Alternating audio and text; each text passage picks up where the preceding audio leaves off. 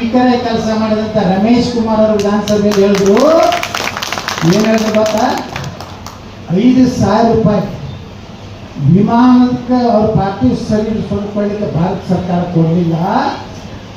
ಬಾಬಾ ಸಾಹೇಬ್ ಅಂಬೇಡ್ಕರ್ ಸ್ವಂತ ಕಾರಿತ್ತೊಂದು ಆ ಕಾರನ್ನ ಅವತ್ತು ಮಾರಿ ಅಂಬೇಡ್ಕರ್ ಅವರನ್ನ ಮುಂಬೈದಲ್ಲಿ ಚೌಪಾಟಿಯಲ್ಲಿ ಅಂತ್ಯಕ್ರಿಯೆ ಮಾಡಬೇಕಾಯಿತು. ಆ ಪುಣ್ಯಾತ್ಮ ಅಂಬೇಡ್ಕರ್ ಅವರು ನಡೆದ ವಿಧಾನಸಭೆಯಲ್ಲಿ ಅವರು ಈ ದೇಶದ ಪ್ರಧಾನಮಂತ್ರಿ ಆಗಬೇಕಾಗಿತ್ತು, ನೆಹರು ಆಗಬಾರ್ದಾಗಿತ್ತು. ಯಾಕಂದ್ರೆ ಹೇಳ್ತಾರವರು, ಎಲ್ಲಿವರೆಗೆ ಭಾರತದಲ್ಲಿ ಈ ಇಸ್ಲಾಂ ಮುಸಲ್ಮಾನರು ಇರ್ತಾರೋ ನಮ್ಮ ದೇಶದಲ್ಲಿ ಶಾಂತಿ ಇರಲಿಕ್ಕೆ ಸಾಧ್ಯ ಇಲ್ಲ. ಇಸ್ಲಾಮದಲ್ಲಿ ಮತ್ತೊಂದು ಧರ್ಮದವ್ರನ್ನ ಅಂತೇಳಿ ಎಂದೂ ಅವರು ಒಪ್ಪುವುದಿಲ್ಲ, ಅವ್ರ ಧರ್ಮ ಒಪ್ಪುವುದಿಲ್ಲ.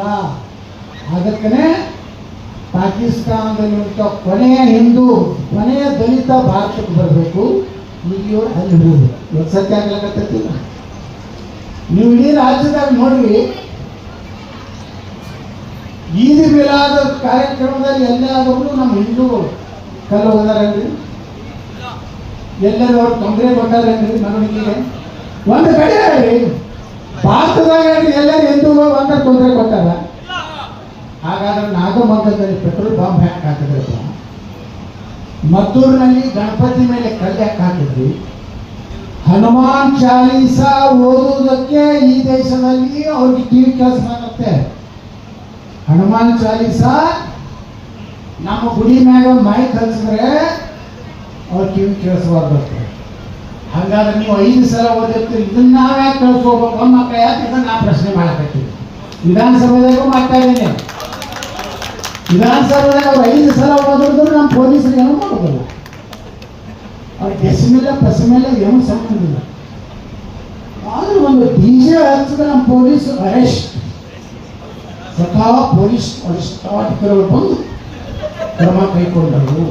ಯಾಕೆ ಶೂರ್ತಾನ ಇಷ್ಟು ಮಸೂತಿ ಮ್ಯಾಗ ಓದಿರ್ತಾರಲ್ಲ, ಒಂದು ದಿವಸ SP ಹೊರಗೆ ಬಂದು ಏನೋ ಒಂದು ಕೇಸ್ ಹಾಕಲ್ಲ.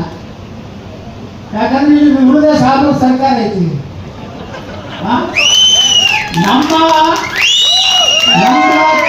ನಮ್ಮ ಕುಂಕುಮ, ನಮ್ಮ ಭಂಡಾರ ಹಚ್ಕೋಲಿಕ್ಕೆ ನಮ್ಮ ಮುಖ್ಯಮಂತ್ರಿಗೆ ನಾಚಿಕೆ ಬರ್ತದೆ. ಹೆಂಗ್ ಹೋಗಿತಾರೆ? ಪೇಟ ಸುತ್ತದ ನಮ್ಮಲ್ಲಿ ಬದಾಮಿ ನಾವು ರೇಷ್ಮೆ ಪೇಟ ಸುತ್ತೀವಿ, ನಮ್ಮ ಕಡೆ ಪಟಕ ಹಾಕ್ತೀವಿ ನಾವು. ಅದೊಂದು ತಲೆ ಹಿಂಗೆ ಹೋಗಿದ್ದಾರೆ. ಮೊನ್ನೆ ಬೆಂಗಳೂರಿನಾಗ ಸಾಬೂರ್ದ ಒಂದು ಕಾರ್ಯಕ್ರಮದಾಗ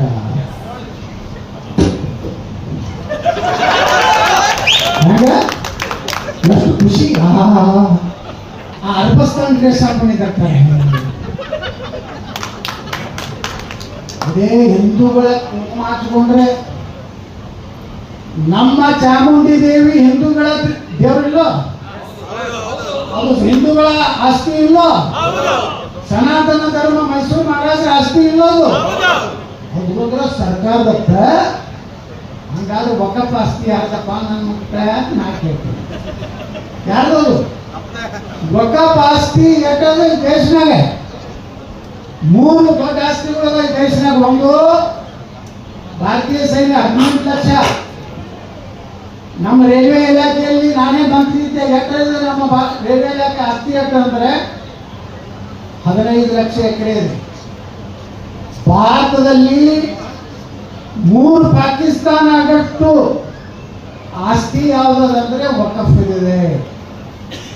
ನಿಮಗೆಲ್ಲ ಈಗ ಬಹಳ ಆರಾಮದಿರಿ. ಈಗ ನಾವು ಹೋರಾಟ ಮಾಡದೇ ಇದ್ದಿದ್ರೆ ಬಿಜಾಪುರದಲ್ಲಿ ಕೇಂದ್ರ ಸರ್ಕಾರ ಸನ್ಮಾನ್ಯ ನರೇಂದ್ರ ಮೋದಿ ಅವರು ವಕಫ್ ತಿದ್ದುಪಡಿ ತರದೇ ಇದ್ದಿದ್ರೆ ನಿಮ್ಮ ಯಾವ ಹಿಂದೂಗಳ ಜಮೀನು ಉಳಿತಿರ್ಲಿಲ್ಲ, ದೇವಸ್ಥಾನಗಳು ಉಳಿತಿರ್ಲಿಲ್ಲ. ಇಸ್ಲಾಂ ಹುಟ್ಟುಕ್ಕಿಂತ ಮೊದಲಿರುವಂತ ದೇವಸ್ಥಾನಗಳನ್ನು ವಕಫ್ ಮಾಡ್ಯಾರ ದೇಶನಾಗ.